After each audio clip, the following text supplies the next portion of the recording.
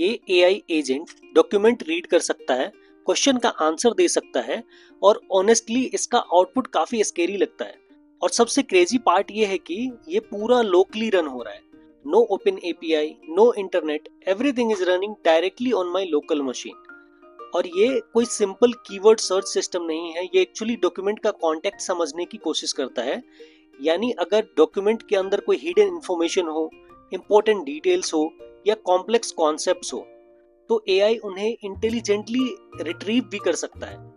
और ऑनेस्टली इसकी वजह से रैग बेस्ड एआई सिस्टम अब इतने पॉपुलर हो रहे हैं। देखो, मैंने इसे एक पीडीएफ दिया, a brief introduction to AI, और अब अगर मैं पूछूं what is this document about, तो हम देख सकते हैं कि एआई इंस्टेंटली पूरे डॉक्यूमेंट का कॉन्टेक्स्ट को समझ के आंसर जनरेट कर रहा है। और सिर्फ इतना ही नहीं, ये समरीज भी कर सकता है, इंपॉर्टेंट पॉइंट्स को आइडेंटिफाई कर सकता है और ह्यूमन लाइक इंटेलिजेंट आंसर भी दे सकता है। सो बेसिकली ये सिर्फ एक चैटबॉट नहीं है, ये ऑलमोस्ट एक रियल एआई एम्प्लॉय की तरह काम कर रहा है। और ये है एक्चुअल डॉक्यूमेंट जो एआई रीड कर रहा है। इस डॉक्यूमेंट में AI history, machine learning, deep learning और फ्यूचर ऑफ एआई जैसे टॉपिक्स कवर्ड है। अब इंटरेस्टिंग पार्ट ये है कि एआई सिर्फ टेक्स्ट रीड नहीं कर रहा, एक्चुअली पूरे डॉक्यूमेंट के मीनिंग को अंडरस्टैंड कर रहा है। सबसे पहले ओलामा मॉडल रन करते हैं, यहीं से हमारा लोकल एलएलएम स्टार्ट होता है। और ऑनेस्टली लोकल एआई का एक्सपीरियंस काफी फ्यूचरिस्टिक लगता है। इस प्रोजेक्ट के लिए मैंने यूज किया है Python, Ollama, LangChain and Gradio UI, और मॉडल के लिए मैं यूज कर रहा हूँ ग्रेनाइट लोकली, यानी पूरा एआई सिस्टम मेरे मशीन पे ही लोकली रन हो रहा है। ग्रेडियो को रन करने के लिए हम लोग पाइथन app.py फाइल को लॉन्च करेंगे, जिससे हमारा ग्रेडियो लोकल इन्वायरमेंट में और एक पब्लिक यूआरएल पे भी लॉन्च हो जाएगा, which we can test on both of these URLs। अब हम लोग वर्चुअल एनवायरनमेंट को इंस्टॉल करते हैं। वर्चुअल एनवायरनमेंट इंस्टॉल करने के बाद let's activate it, and after activating the virtual environment हमने एक requirement.txt फाइल बनाया है जहाँ पे सारी डिपेंडेंसीज को हमने लिस्ट कर दिया है। और उसके बाद हम लोग कमांड चलाएंगे pip install -r requirement.txt, और ये वन बाय वन हमारे सारे डिपेंडेंसीज को इंस्टॉल कर देगा। उसके बाद हम लोग प्रोजेक्ट के स्ट्रक्चर को देखें तो हमारे पास एक वर्चुअल एनवायरनमेंट है, पीडीएफ फाइल है और app.py ये हमारी एप्लीकेशन की फाइल है, और requirement.txt ऐप फाइल में हम पहले सारे डिपेंडेंसीज को इंपोर्ट करते हैं, जैसे Ollama embeddings, text splitter, Chroma DB, PDF loader and retrieval QA और ग्रेडियो हम लोग यूज करेंगे यूआई के लिए। बेसिकली ये मशीन लर्निंग के लिए यूज होता है यूआई के लिए। और यहाँ पे हम लोग मॉडल यूज कर रहे हैं ग्रेनाइट 4.13 बिलियन आईपीएम का, और यहाँ पे हमने एलएलएम को लोकल पे इनिशियलाइज कर लिया। उसके बाद डॉक्यूमेंट डॉट लोडर है यहाँ पे हमारा, जो पीडीएफ फाइल को लेता है और उसको लोड करता है और डॉक्यूमेंट्स में कन्वर्ट करता है। बेसिकली ये सिंगल पेज में कन्वर्ट करता है और इसमें मेटा डाटा भी होता है। फिर टेक्स्ट स्प्लिटर डॉक्यूमेंट्स को जो हमने डॉक्यूमेंट्स बनाए हैं उस डॉक्यूमेंट्स को चंक्स में कन्वर्ट कर देता है, छोटे छोटे चंक्स में, और ये रिटर्न करता है चंक्स को। और उसके बाद वेक्टर डाटाबेस हमने यहाँ पे मेथड बनाया है जो कि ओलामा इसको एम्बेडिंग्स में कन्वर्ट करता है। बेसिकली जो चंक्स है, चंक्स को एम्बेडिंग में कन्वर्ट करता है और फिर उन्हें क्रोमा वेक्टर डाटाबेस में स्टोर कर देते हैं। यानी अब एआई सिर्फ कीवर्ड मैच नहीं करेगा, एक्चुअली सिमेंटिक मीनिंग अंडरस्टैंड करेगा और सिमेंटिक सर्च होगा।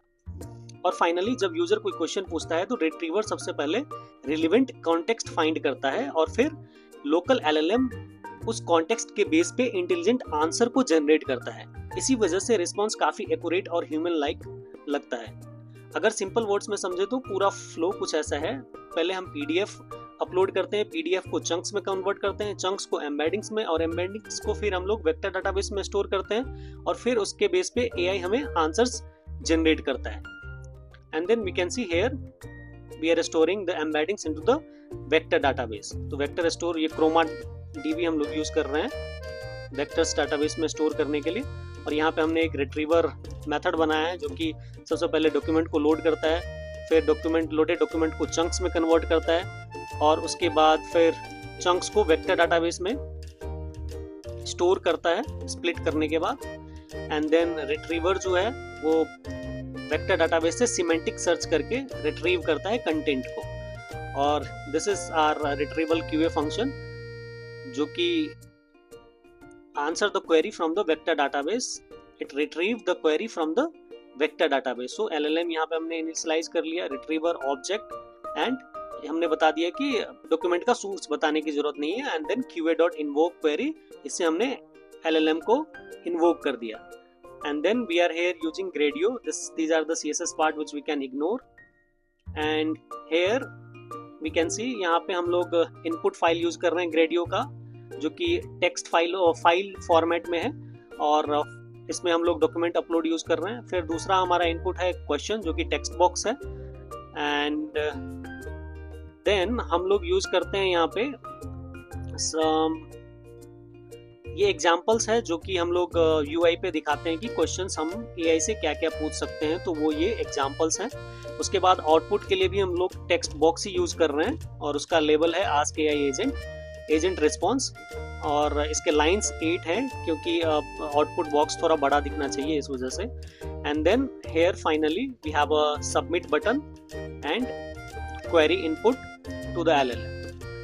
एंड उसके बाद हम लोग रैग एप्लीकेशंस को लॉन्च करने के लिए और Gradio को लॉन्च करने के लिए जो हमारा LLM rag application dot launch, और इसको हम लोग इसके थ्रू हम लोग लॉन्च करते हैं, और इसका पोर्ट है 7860, और शेयर इक्वल्स टू ट्रू किया है हमने. तब यही करने के बाद ही ये पब्लिक URL देता है. अगर हम लोग इसको फॉल्स कर देंगे तो ये हमें पब्लिक URL नहीं देगा, सिर्फ लोकल URL देगा. तो यहाँ पे हम देख सकते हैं कि हमें local URL and public URL दोनों है हमारे पास. तो let's go and run it. And here we can see यहाँ पे हम लोग PDF को अपलोड कर सकते हैं. यहाँ पे क्वेश्चंस LLM को क्वेश्चंस आस्क कर सकते हैं, और यहाँ पे LLM हमारे रिस्पॉन्स को जनरेट करेगा, आंसर्स देगा. So let's upload a PDF and you can ask any questions if you want. So I asked here, summarize the document in 5 simple bullet points, and you will be surprised to see it has answered, it has parsed the document and given us the exactly 5 bullet points after summarizing the document. So this is very interesting. I hope you like the video. So if you like it, don't forget to like and subscribe the channel.